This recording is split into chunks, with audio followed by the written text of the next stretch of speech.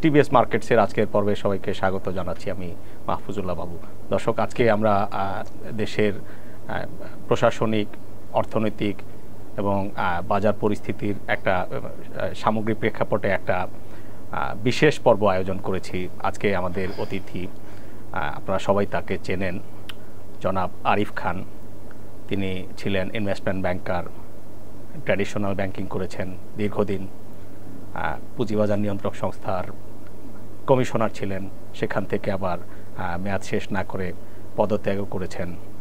তিনি ছিলেন বাংলাদেশের সিএফএ সোসাইটির প্রতিষ্ঠাতাদের একজন, তারপরে আইসিএমএবির প্রেসিডেন্ট ছিলেন, অনেক হ্যাট তার। আমরা তার কাছ থেকে আসলে মেইনলি যে পুঁজিবাজারের স্ট্রাকচারাল প্রবলেমস, যে আসন্ন রিফর্মস, তারপরে তিনি এখন কাজ করছেন শান্তা অ্যাসেট ম্যানেজমেন্টের ভাইস চেয়ারম্যান হিসেবে। তিনি ক্যাপিটাল মার্কেটের একজন উদ্যোক্তা বলতে পারি আমরা তাকে। বিভিন্ন ধরনের নতুন প্রোডাক্ট আনার কাজ করছেন। সেখান থেকে আমরা শুনবো আসলে ইনভেস্টমেন্ট ফিলসফি তার, তিনি আসলে এই দেশের মানুষ কিভাবে ইনভেস্ট করলে যে হাহাকার কয়েক বছর পর পর আসে সেগুলো আসবে না। চলুন আমরা তার কাছ থেকে শুনি। আরিফ ভাই, স্বাগত। জি, আসসালামু আলাইকুম। আমরা একটা রেজিম চেঞ্জ হয়েছে যেটা অনেকটাই অপ্রত্যাশিত ছিল। মার্কেট ইম্প্যাক্ট দেখছি, আমরা রাস্তায় দেখছি যে এটা একটা নতুন বাংলাদেশ। আমাদের ছাত্রছাত্রীরা ট্রাফিক কন্ট্রোল করছে, যেখানে পুলিশ কাজে যোগ দিয়েছে মাত্র আজকে। কিভাবে দেখছেন এই পরিবর্তনটিকে প্রথমে?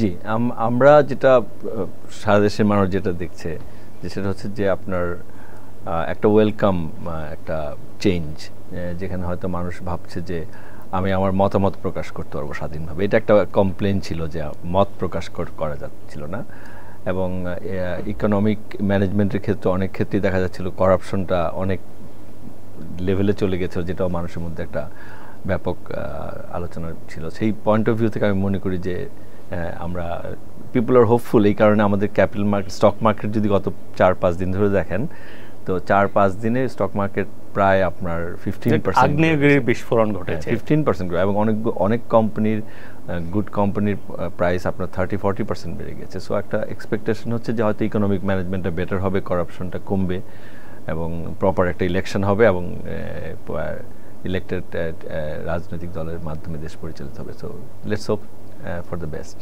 নতুন যে সরকার, অন্তর্বর্তীকালীন সরকার দায়িত্ব নিয়েছে, একটা রিফর্মের এজেন্ডা তাদের সামনে আছে। বিভিন্ন মেজর যে নিয়ন্ত্রক সংস্থাগুলো, সেগুলোর ব্যর্থতার গল্প তো আমরা সবাই জানি। সেখানে করাপশন এসেছে, কম্প্রোমাইজ হয়েছে অনেক।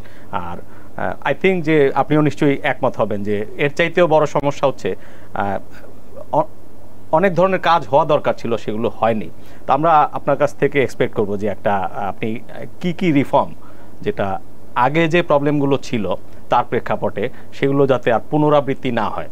আসলে এই সরকারের কি রিফর্ম নেওয়া উচিত, এবং সামষ্টিক অর্থনীতি থেকে শুরু করে আমাদের পুঁজিবাজার সব কিছুতেই। জি, আমি আমাদের অর্থনীতি পার্টটা আগে বলি, তারপর পুঁজিবাজারে আসি। খুব সংক্ষেপে বলছি। তো অর্থনীতিতে আমরা আসলে বাংলাদেশ গত 2-3 বছর ধরে যে মেজর প্রবলেম যেটা দেখতে পাচ্ছি, যে আমাদের মুদ্রাস্ফীতি অনেক হাই, 10% প্লাস অফিসিয়ালি। এবং যদি আমি অ্যাকচুয়ালি ফুড বাস্কেটটা দেখি, সেখানে হয়তো মুদ্রাস্ফীতি 20%-এর বেশি হয়ে যাবে আর কি। আরেকটা বড় সমস্যা হচ্ছে আমাদের ফরেন এক্সচেঞ্জ রিজার্ভ একসময় অল টাইম হাই $48 বিলিয়ন ছিল, সেটা কমে কমে এখন যেটা IMF এর নেট ইন্টারন্যাশনাল রিজার্ভ, সেটা প্রায় $15 বিলিয়ন নেমে আসছে। সো এইটা একটা চ্যালেঞ্জ, যে আমাদের এক্সচেঞ্জ রিজার্ভটা কমে যাওয়ার কারণে বাংলাদেশের কারেন্সি অনেক ডেপ্রিসিয়েট করেছে, অলমোস্ট 40%। সো টাকার মান কমে গেছে এবং মুদ্রাস্ফীতি হাই, এই দুইটা বাংলাদেশের এই মুহূর্তে বড় চ্যালেঞ্জ, এটাকে রিস্টোর করতে হবে। তো এইগুলার হয়েছে আসলে অনেকগুলো কারণে। একটা বড় কারণ হচ্ছে যে আমাদের আপনার যখন আমরা ফরেন কারেন্সি লোনগুলো নিচ্ছিলাম, তো আমাদের অনেক বেশি প্রজেক্ট নেওয়া হয়েছে। হয়তো বাংলাদেশের যে সাইজ, যে জিডিপির সাইজ, তার চেয়ে বেশি আমাদের বাজেটের সাইজটা হয়েছে, ক্যাপেক্স বাজেটটা বড় হয়েছে। সো আমরা হয়তো আরেকটু লিমিটেড আকারে বাজেটটা করতে পারতাম। আরেকটা হচ্ছে ব্যাংকিং সিস্টেমে আপনার অনেক দিন ধরে ইন্টারেস্ট রেটকে ফিক্স করে রাখা হয়েছিল, 6% ডিপোজিট রেট, 9% লেন্ডিং রেট। এইটা আসলে ইনফ্লেশনের এনভায়রনমেন্টে ওয়াজ নট রাইট। এটা আমাদের যারা ইকোনমিক্স বুঝেন তারা অনেক আগে থেকে বলছিলেন, সেটা অবশ্য পরে গভর্নমেন্ট অনেক পরে কারেক্ট করেছে, কিন্তু সেটার জন্য একটা মেজর ড্যামেজ হয়ে গেছে। ওভারঅল ব্যাংকিং সেক্টরে আপনার, আমি যখন আইডিএলসির ম্যানেজিং ডিরেক্টর ছিলাম, প্রায় 35 বছর কাজ করেছি, এক্সপিরিয়েন্স থেকে বলতে পারি যে আমাদের গভর্নেন্সের অনেক ব্যাংকই গভর্নেন্সের অনেক ডিটোরেট করেছে। এবং অফিসিয়ালি যদিও বলা হচ্ছে যে আমাদের bad loan ratio 10%, Ahsan H Mansur ভাই উনি বলেছেন কিছুদিন আগে যে it could be as high as 25 to 30%, so that is a huge number. So এই গভর্নেন্সটা থেকে ব্যাংকিং সেক্টরে একটা পসিবলি একটা ফিউচার চ্যালেঞ্জিং টাইম আমরা দেখতে যাচ্ছি। আর ফরেন এক্সচেঞ্জ রিজার্ভ এখন যেখানে আছে সেটা খুবই বেয়ার মিনিমাম, এবং ইনফ্লেশন, এই তিনটা জায়গায় আমরা ফরেন এক্সচেঞ্জও যে আমরা যখন টাকা এবং ডলারের এক্সচেঞ্জের ফিক্স করছিলাম সেটা খুব আস্তে আস্তে করছিলাম, অনেক দিন সময় নিয়ে। অনেক ইকোনমিস্ট বলেছিলেন যে আপনারা এটাকে একবারই কাইন্ড অফ এখন যেটা ক্রলিং পেগ বা ফ্রি ফ্লোট করে দেন। টেনশন ছিল যদি এটা ছেড়ে দেওয়া হয় তাহলে জিনিসপত্রের দাম বাড়বে, জিনিসপত্রের দাম কিন্তু ইভেনচুয়ালি বাড়লোই, এবং টাকা কিন্তু ঠিক $1 120 টাকা 18 টাকা আসলো। মানে ডিকটেট করে আসলে কোনো কাজ হয় না, এটা প্রমাণ। মার্কেট ফোর্সের এগেইনস্টে কাজ করা যায়, আসলে market force is the bigger force. এখানে ক্যাপিটাল মার্কেট বলেন, ইকোনমিক মার্কেট ফোর্সকে প্লে করতে দিতে হয়। তো ওইগুলাতে আমাদের মিস্টেক ছিল, এবং সেগুলোর জন্য ইকোনমি এই মেজর চ্যালেঞ্জ। এখন আমরা যদি রেমিটেন্স ঠিক মতো পাই এবং এক্সপোর্ট যেটা কিছুদিন ডিগ্রোথ হচ্ছে সেটা যদি আবার ট্র্যাকে আসে, তাহলে হয়তো বাংলাদেশ আবার এটাকে ম্যানেজ করতে হবে। But I think that PMI was, জানেন আন্দোলন চলেছে, কারফিউ ছিল, সড়কে কত মানুষ মারা গেছে। পিএমআই ওয়াজ জাস্ট এই বছরের প্রথমবারের মতো আমাদের তো পিএমআই হচ্ছে এখন নেগেটিভ জুলাই মাসে, এবং ইন্ডেক্স আপনার কনফিডেন্স ইন্ডেক্স তো নেগেটিভ হওয়ারই কথা। এবং এখনও প্রায়োরিটি হচ্ছে যে পুরো বাংলাদেশে যদি ল অ্যান্ড অর্ডার সিচুয়েশন এবং সাপ্লাই চেন প্রোডাকশন হতে হবে এবং গুডস ফ্রিলি আসা যাওয়া করতে পারতে হবে, আদারওয়াইজ তো আপনার স্টাক হয়ে যাবে, সাপ্লাই চেন পাওয়া যাবে না, জিনিসপত্র প্রাইস লেভেলে একটা ইম্প্যাক্ট করতে পারছে। এই মুহূর্তে প্রায়োরিটি হচ্ছে যে ল অ্যান্ড অর্ডারটা ফিক্স করা এবং সাপ্লাই চেন এন্ড প্রোডাকশন হয়ে যাবে। পুলিশ কাজে যোগ দিয়েছে, এবং এই সপ্তাহের মধ্যেই যারা জয়েন করবেন তাদের নিয়ে পুলিশ বাহিনী আবার কাজ শুরু করবে, মিনিস্ট্রিতে তো কাজ শুরু হয়ে গেছে। এগুলো হচ্ছে লং টার্মে আমরা যে আপনার কাছ থেকে সাজেশন চাইবো যে অর্থনীতিতে যে ইল ম্যানেজমেন্ট, আমি যদি বলি এক কথায় যে govern by wish instead of govern by law, এই ধরনের পরিস্থিতি যাতে ভবিষ্যতে পুনরাবৃত্তি না হয়, এই জন্য আসলে এই সরকার কি করে যেতে পারে বলে আপনি মনে করেন? আমি মনে করি যে কোনো সরকারি রিফর্মের প্রায়োরিটি এজেন্ডা হওয়া উচিত আপনার বিচার ব্যবস্থাকে ঠিক করা। বিকজ আপনার যে কোনো ডিসপিউট যখন হয় বিজনেসে, তখন যদি আপনি এনফোর্সেবিলিটি অফ কন্ট্রাক্ট করতে না পারেন এবং বিচারটা যদি রাইট না হয়, ন্যায় বিচার না হয়, তাহলে এক একজন ইচ্ছা করে তার ইচ্ছা মতো কাজ করতে পারে। সো আমি মনে করি সেটা প্রথমে রিফর্ম করা দরকার।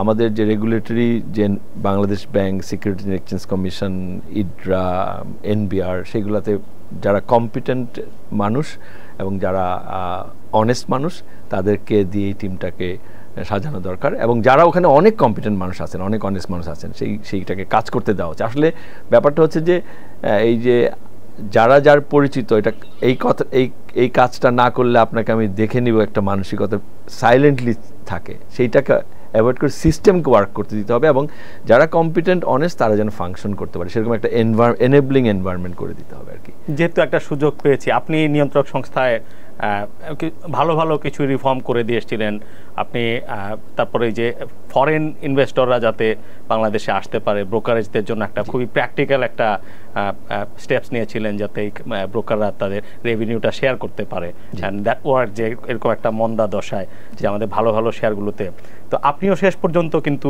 আপনার মেয়াদ পূর্ণ না করেই আবার প্রাইভেট সেক্টরে চলে এসেছেন, যেখানে কিনা আমরা রিপোর্টার হিসাবে দেখি যে এই ধরনের রেগুলেটরি চেয়ারগুলোতে বসার জন্য কত রকমের তদবির হয়, যে মাসের পর মাস, বছরের পর বছর বিভিন্ন পাওয়ার কার্টেলে লোকজন, প্রফেশনাল রয়েবেন, আপনার ধর্ণা দিয়ে থাকে। আপনি আসলে কি ফেস করেছেন? না, আমি 5 ইয়ার্স ছিলাম রেগুলেটর, 5 ইয়ার্সে আমরা যে যতটুকু রিফর্ম করা দরকার করেছি।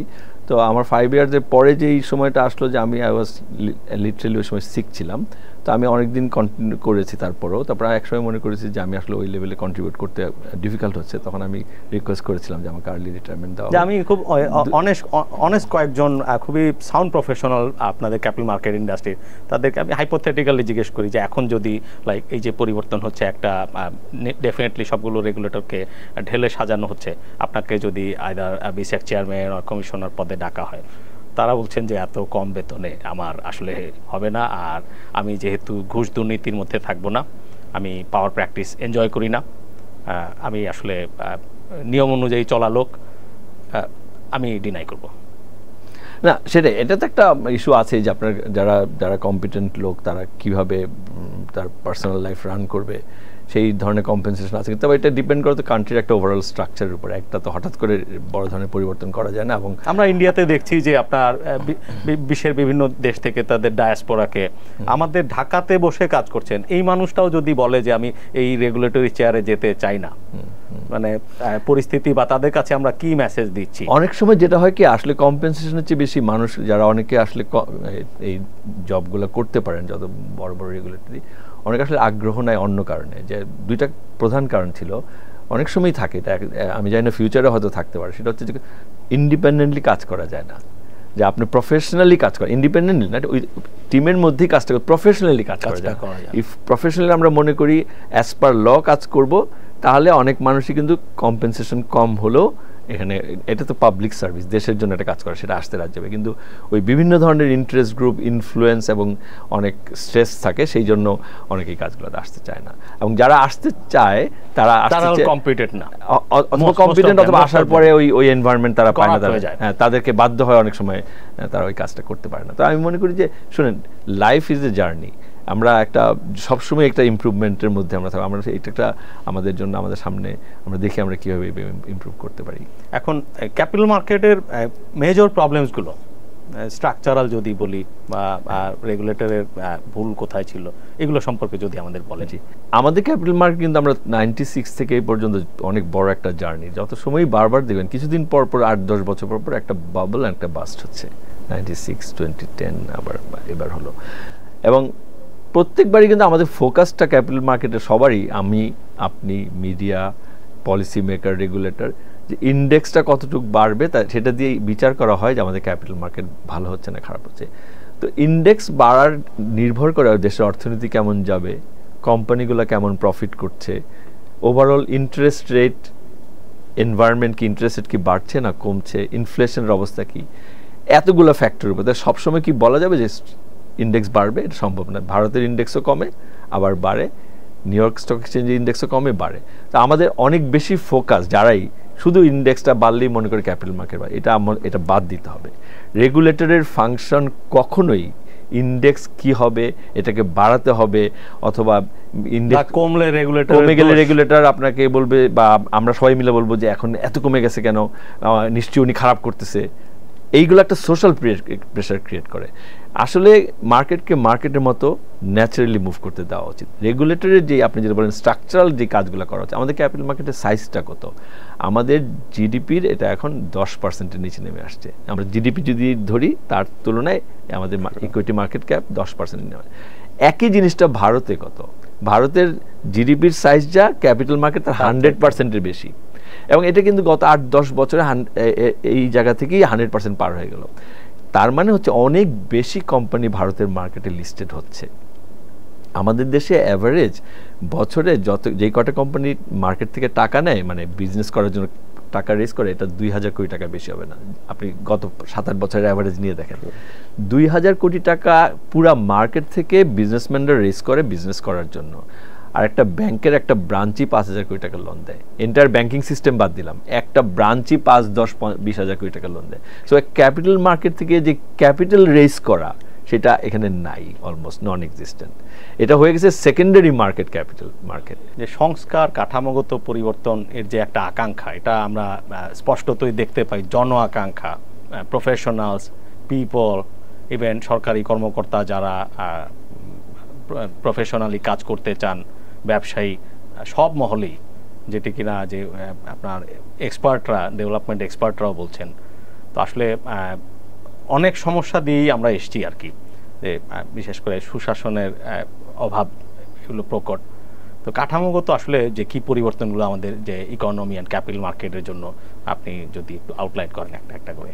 আমি আমাদের ইকোনমির যদি কাঠামোগত পরিবর্তন কথা বলেন, আমি বলবো যে আমাদের ইকোনমিক যে পিলার্সগুলো আছে, যারা ইকোনমিক ম্যানেজমেন্ট করেন সেখানে কম্পিটেন্ট অ্যান্ড অনেস্ট লোকদেরকে আপনার নিয়ে আসতে হবে লিডারশিপে, এবং তাদেরকে কাজ করতে দিতে হবে। হ্যাঁ, এবং তাদেরকে প্রফেশনালি কাজ করার সুযোগ করে দিতে হবে। আপনার বিভিন্ন ধরনের ফোন কলের মাধ্যমে বা ইনফ্লুয়েন্স করে তাদেরকে কাজ করতে দেওয়া বা না করতে দেওয়া, এটা করা যাবে না। এটা করলে রেজাল্ট আসবে না। আর আপনার ইন্টারন্যাশনাল স্ট্যান্ডার্ডে যেভাবে বিজনেস পরিচালিত হয় সেই এনভায়রনমেন্টটা একটা এনেবলিং এনভায়রনমেন্ট ক্রিয়েট করে দিতে হবে সবার জন্য, যাতে সবাই ইকুয়ালি একটা লেভেল প্লেইং ফিল্ডে অপারেট করতে পারে, কেউ যেন এক্সট্রা মানে সুবিধা না পায়। আর যেটা হচ্ছে যে আপনার ওভারঅল ইনফ্লেশন কন্ট্রোল করার জন্য আমাদের এসেনশিয়ালস যে প্রাইস যেটা আছে, আমরা শুনেছি যেগুলা 8-10 জন বড় বিজনেস হাউস কন্ট্রোল করে, সেখানে একটু ভালো মতো দেখতে হবে যে ওখানে কোনো কার্টেল আছে কিনা এবং সেখানে এক্সট্রা সুপার প্রফিট তারা করছে কিনা। আবার আমরা এরকমও শুনি, যদিও এটার প্রমাণ পাইনি, যে রাষ্ট্র ক্ষমতা ব্যবহার করে কিছু প্রশাসনিক বা রাজনৈতিক ক্ষমতা ইউজ করে কিছু লোক আপনার অনেক টাকা কামিয়েছে। তারা এই ধরনের এই যে কমোডিটি ট্রেডিং হাউসগুলোকে আপনার বাই ফোর্স, এই ধরো আমার 100 কোটি টাকা, এটাকে তুমি 200 কোটি বানিয়ে ফেরত দিবে, এই ধরনের ঘটনা নাকি ঘটেছে। হ্যাঁ, সো এই ধরনের অভিযোগ যদি থাকে, সেটাই মানে এই ধরনের কার্টেল থাকলে তারপরে বাণিজ্য মন্ত্রণালয় সেই কর্মকর্তা কখনোই গিয়ে ওই কমোডিটি বাজার আপনার কাম ডাউন করতে পারবে না। না, এটা ম্যাসিভ। এই জায়গাটা আমাদের ইকোনমিক ম্যানেজমেন্ট, কারণ এখনকার প্রবলেমই তো আমি আপনাকে যেটা বললাম যে ইনফ্লেশন, মুদ্রাস্ফীতি কন্ট্রোল করতে হবে, আমাদের টাকার মানটাকে স্টেবিলাইজ করতে হবে, ফরেন এক্সচেঞ্জ রিজার্ভ বাড়াতে হবে, এগুলো হচ্ছে প্রিলিমিনারি ইমিডিয়েট। এরপর হচ্ছে গুড গভর্নেন্স, আপনার সব জায়গায় যত জায়গায় আছে গভর্নেন্স এস্টাবলিশ করতে হবে এবং রুল অফ ল এস্টাবলিশ করতে হবে, এবং জুডিশিয়ারি ইন্ডিপেন্ডেন্টলি ন্যায় বিচার দিবে সেরকম একটা ব্যবস্থা করতে। এগুলো যদি হয়, আপনার এনেবলিং এনভায়রনমেন্ট হলে আস্তে আস্তে অর্থনীতি চাকা সচল হবে। ক্যাপিটাল মার্কেটে আমাদের ক্যাপিটাল মার্কেট এখনও খুবই ছোট, বাংলাদেশের জিডিপির সাইজের 10%-এর নিচে আমাদের মার্কেট ক্যাপ, বাজার মূলধন, যেটা ভারতের 100%-এর উপরে। তার মানে অনেক ছোট আমাদের জিডিপির তুলনায় ক্যাপিটাল মার্কেট। এইটার কারণ হচ্ছে যে ভালো ভালো কোম্পানিগুলোকে আমরা স্টক মার্কেটে লিস্টিং করতে ইনসেন্টিভাইজ করতে পারছি না। এবং কেন পারছি না? আমাদের যে পাবলিক ইস্যু আইন আছে, সেই আইন বেশ রেস্ট্রিকটিভ। ওখানে যে ভ্যালুয়েশন মেথডোলজি আছে সেটা বড় বড় কোম্পানির ওরা এগ্রি করে না, এবং ওখানে যে গভর্নেন্স এর জন্য যে কর্পোরেট গভর্নেন্স কোড আছে সেটা টু মাচ রেস্ট্রিকটিভ। এই কারণে, এবং অনেক সময় অ্যানুয়াল জেনারেল মিটিং ম্যানেজ করতে গিয়ে একজন স্মল শেয়ার হোল্ডার একটা বড় বিজনেসের ওনারকে যেভাবে হ্যারাস করেন, সেই সমস্ত কারণে অনেকে আগ্রহ দেখান না। কিন্তু এদেরকে আমাদের আনতে হবে। ক্যাপিটাল মার্কেটের ডেপথ যদি না বাড়ানো যায়, capital market will provide capital for business. সেই কাজটাই আমরা করতে পারি না। বছরে 2000 কোটি টাকাও ক্যাপিটাল মার্কেট থেকে রেজ করে না বিজনেসম্যান। কোম্পানি ক্যাপিটাল পেলো কি পেলো না, তার চাইতে ইম্পর্টেন্ট হচ্ছে শেয়ার নিয়ে আমি গেইন করতে পারলাম কি পারলাম না, মানে secondary market driven share market. আমাদের অনেক বেশি কোম্পানিকে, যাদেরকে মার্কেটে লিস্টেড করা যায়, ভালো কোম্পানিকে, সেজন্য আমাদের পাবলিক ইস্যু রুলসটাকে ভারত, সিঙ্গাপুর, মালয়েশিয়া, হংকং এইভাবে করে, সেরকম দেখে আমাদের যারা স্টেক হোল্ডার্স, মার্কেটে যারা এগুলো অপারেট করে, তাদের মতামত নিয়ে এটাকে কারেকশন করতে হবে। আমাদের শুধু সেকেন্ডারি মার্কেটে প্রাইস বাড়লো কি কমলো, সারাক্ষণ যদি আমরা এইটা নিয়ে ব্যস্ত থাকি, তাহলে আমাদের মেইন ফাংশন হচ্ছে আমরা ব্যস্ত থাকি। হয়তো আমরা সাধারণ মানুষ, আমাদের গ্রিড এন্ড ফিয়ার সবই বেশি, কিন্তু সরকার, নিয়ন্ত্রক সংস্থা, সোশ্যাল প্রেশারগুলো, তারা বাড়তে গেলে আবার দেখা যাচ্ছে মাঝপথে আটকে দিচ্ছেন, পড়তে গেলেও আটকে দিচ্ছেন, যে এটা আসলে ইট ফিলস লাইক যে তারা আসলে মনে করছেন যে এটা না থাকলেই ভালো হতো।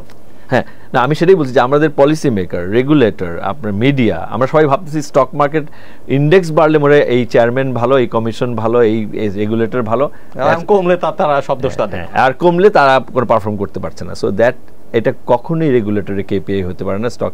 তাহলে আমেরিকান স্টক মার্কেট ফল করে আবার উঠে, ইন্ডিয়ান স্টক মার্কেট ফল করে উঠে। এটা রেগুলেটরের ফাংশন হচ্ছে রেগুলেট করা।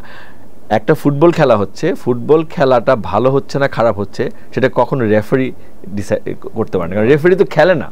রেফারি ইজ দেয়ার যে আইন কানুন খেলার যেটা আছে সেটা ফলো করা হচ্ছে কিনা, কেউ না ফলো করলে তার কিন্তু পেনাল্টি অথবা রেড কার্ড, ইয়েলো কার্ড দেওয়া হবে। সো রেগুলেটর আইনগুলো ফলো হচ্ছে, ইনসাইডার ট্রেডিং হচ্ছে কিনা, ম্যানিপুলেশন হচ্ছে কিনা, সেইটা রেগুলেটর মনিটর করবে constantly, instead of monitoring the index movement. আর হচ্ছে এটা, তার মানে আপনার ইনসাইডার ট্রেডিং, এগুলো দেখা গেছে রেগুলেটর আরো তাদের যে আমরা যাকে বলি যে আপনার পোলারাইজড সোসাইটিতে তাদের কার্টেলের যারা আছেন, হ্যাঁ সেটা খুবই দুঃখজনক, ফ্যাসিলিটেট করেছে, ইনফ্যাক্ট ভিতর থেকে সাহায্য করারও গল্প আমরা শুনি। এগুলো হয়তো নিশ্চয়ই এগুলোর তদন্ত সেটা অবশ্য শোনা গেছে, প্রপারলি ইনভেস্টিগেশন করে তারপরে বলতে হবে আসলে কার বিরুদ্ধে কোনো অভিযোগ থাকলে। সো আমি মনে করি দুইটা পার্ট বলে, একটা পাবলিক ইস্যুতে অনেক কোম্পানিকে আনতে হবে, secondary market driven capital market সারাক্ষণ ভাবা যাবে না, এবং কেপিআই হওয়া উচিত না যে স্টক মার্কেটের প্রাইস বাড়লো বা কমলো। আর যে মিউচুয়াল ফান্ডকে আপনাকে, ভারতের যে ক্যাপিটাল মার্কেট গ্রো করেছে সেটার one of the major reason হচ্ছে ওদের মিউচুয়াল ফান্ড, ওদের মার্কেটের 15%। So that's a huge size of the mutual fund. আমাদের মিউচুয়াল ফান্ড রেগুলেশনটা অনেক বছর ধরে খুবই পোর, আন্ডার ডেভেলপড। আমাদের যারা সিএফএ সোসাইটি এবং আমাদের অন্যান্য প্রফেশনাল কমিউনিটি অনেকবার বলেছে যে কী কী রিফর্ম করা দরকার, এটা একটা পর্যায়ে ছিল। সেটা যদি না করা যায়, ব্যক্তিগত বিনিয়োগকারীরা বারবারই মার্কেটে ইনভেস্ট করে, বারবারই টাকা আমার অভিজ্ঞতায় এনাদের 90% মানুষ লাভ করে কিন্তু আবার টাকা লস করে মার্কেট থেকে ফেরত যায়। সো এখানে প্রফেশনাল ফান্ড ম্যানেজারদের মাধ্যমে ইনভেস্টমেন্ট করতে গেলে মিউচুয়াল ফান্ড সেক্টরকে আপনার ডেভেলপ করতে হবে। আর আপনার বন্ড মার্কেট ডেভেলপমেন্ট করার জন্য অনেক, শুধু লিপ সার্ভিস না, জেনুইনলি যাতে বন্ড মার্কেট ডেভেলপমেন্ট করা যায় সেই চারটা, so equity market, bond market, mutual fund industry and insider trading বন্ধ করার জন্য। আরেকটা ফিফথ পিলার, যারা promoter of the company, CFO of the company, auditor of the company, এনাদের সবারই গুড গভর্নেন্সে আসতে হবে। কারণ এটা শুধু একমাত্র একজনের কাজ না, আসলে অন্যায়টা প্রথম শুরু হয় কোম্পানির প্রমোটারের কাছ থেকে। তাকে সাপোর্ট করে অনেক সময় কিছু সিএফও রং নাম্বার, এবং কিছু অডিটর হয়তো এটা সার্টিফাইও করে দেয়, সেটার উপরে বেস করেই তো রেগুলেটর বা মার্কেট ফাংশন করে। সো এরা সবাই যদি এই 5টা পিলার যেটা বললাম আমি, এটা যদি ঠিক করা যায় তাহলে অনেকখানি আগাবে। আরেকটা লাস্ট যেটা ভারতে হয়েছে, ফরেন ইনভেস্টরদের একটা প্রেজেন্স লাগবে আমাদের মার্কেটে। আপনি দেখেছেন গত 2 বছর আগে আমরা ফ্লোর প্রাইস ইম্পোজ করেছিলাম। ফ্লোর প্রাইস মানে একটা সার্টেন ডেতে যে প্রাইস ছিল তার নিচে কোনো কেনাবেচা করা যাবে না। এই একটা কারণে আমাদের মার্কেটের প্রত্যেকটা পার্টিসিপেন্টসের হাজার হাজার কোটি টাকা লস হয়ে গেছে, মানে এই অ্যাগ্রিগেট। আমি ইন্ডিভিজুয়ালি কারো 100, 250, কারণ বিক্রি করা যায়নি।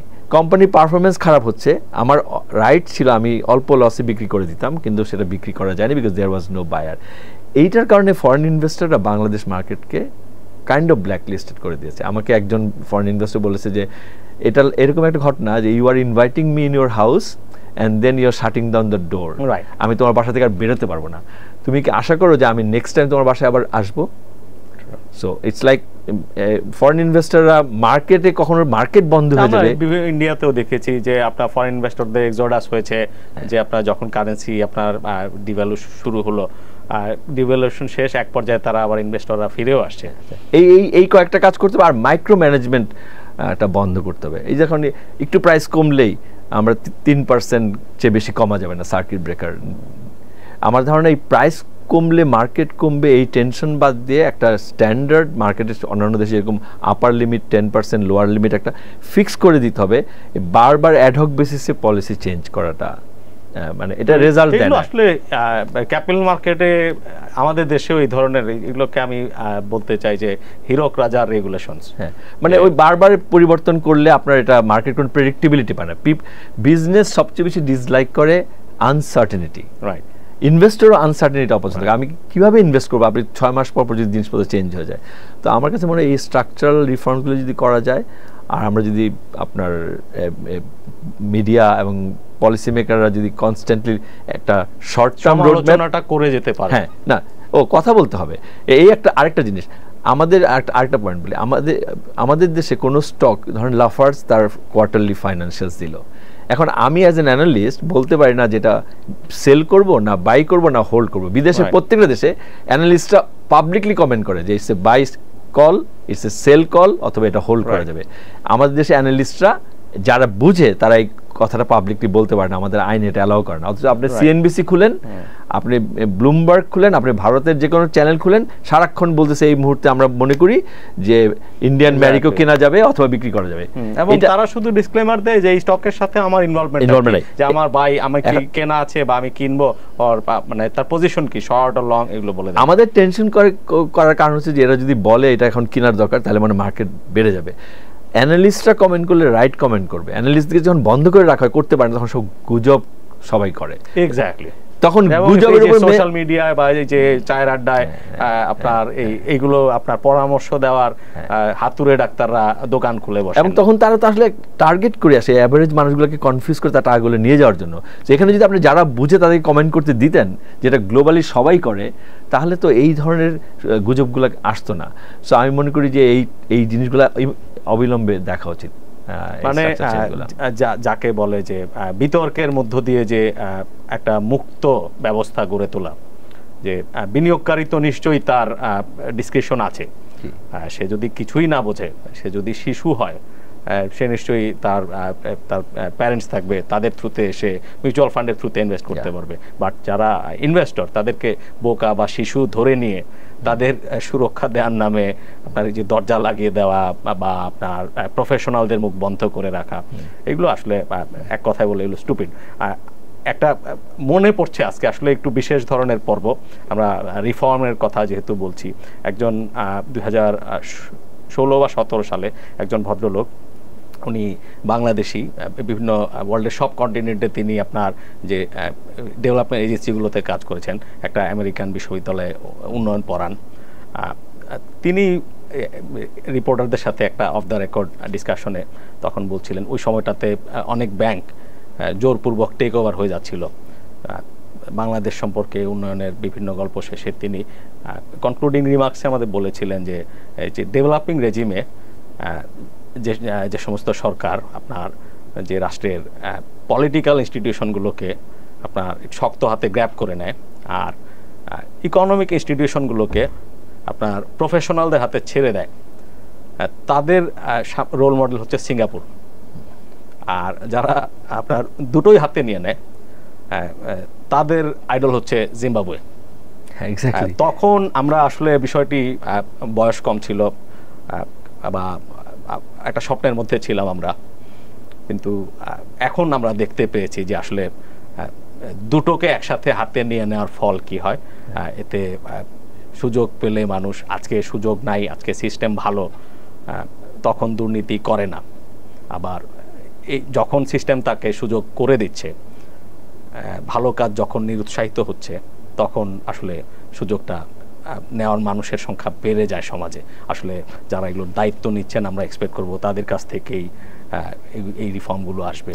ক্যাপিটাল মার্কেট নিয়ে যদি আপনাকে এখন 1000 কোটি টাকার একটা ফ্রেশ ফান্ড আজকে আপনার ফুল ডিসক্রিপশনে নেক্সট 1 ইয়ারের জন্য ম্যানেজ করতে দেওয়া হবে, আপনি ঠিক কিভাবে করবেন?